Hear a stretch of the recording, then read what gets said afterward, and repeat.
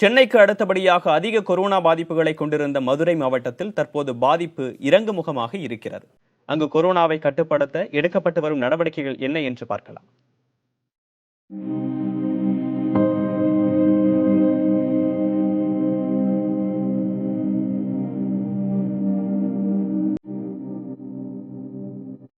பதினைந்து லட்சம் மக்கள் தொகையை கொண்ட மதுரை மாவட்டத்தில் கொரோனா பாதிப்பானது மாநகராட்சியில் 80%, ஊரக பகுதிகளில் 20% ஏற்பட்டுள்ளது.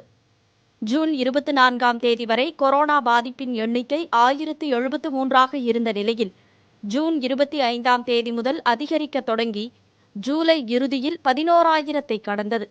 மதுரை மாநகரில் 1 சதுர கிலோமீட்டருக்கு 10,000 பேர் வசித்து வரும் நிலையில் கொரோனா சங்கிலியை உடைக்க முயற்சிகள் மேற்கொள்ளப்பட்டன.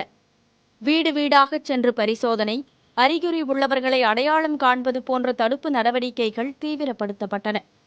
வீடு வீடாக சென்று கணக்கெடுக்கும் பணியில் 1400 களப்பணியாளர்கள் ஈடுபடுத்தப்பட்டுள்ளனர். காய்ச்சல் பாதிப்பு அதிகமுள்ள பகுதிகளை கண்டறிய 4 வார்டிற்கு ஒரு கண்காணிப்பு குழு அமைக்கப்பட்டு பரிசோதனை முகாம் அமைக்கப்பட்டது. தொடர் நடவடிக்கைகளால் கடந்த 12 நாட்களாக கொரோனா பாதிப்பின் எண்ணிக்கை இரட்டை இலக்க எண்ணிக்கையிலேயே உள்ளது. ஆயினும் கொரோனா பாதுகாப்பு வழிமுறைகளை குறைந்தபட்சம் இன்னும் 9 மாத காலம் வரை கடைபிடிக்க வேண்டியிருக்கும் என்கிறார்கள் மருத்துவர்கள். ஒன்லி வே நம்மளுக்கு ஒருத்தருக்கு கான்டாக்ட் நம்மளுக்கு இல்லாமல் இருக்கிறோம். ஸோ கான்டாக்ட் மூலமாக பரவுறதை நம்ம முடிஞ்ச அளவுக்கு அந்த மாதிரி நம்ம ஒரு மெயின்டைன் பண்ணுறதுல நம்ம தடுத்துடலாம். சோஷியல் டிஸ்டன்சிங் கண்டிப்பாக நம்ம இன்னும் மெயின்டைன் பண்ணிகிட்டே இருக்கணும். டில் இந்த எபிடமிக் ஃபுல்லாக குறையிற வரைக்குமே நம்ம சோஷியல் டிஸ்டன்சிங் மெயின்டைன் பண்ணணும். கொரோனா பாதிப்பிலிருந்து மீள்வதற்கு மக்கள் விழிப்புணர்வுடன் இருக்க வேண்டும் என்று வேண்டுகோள் விடுக்கிறது மதுரை மாவட்ட நிர்வாகம்.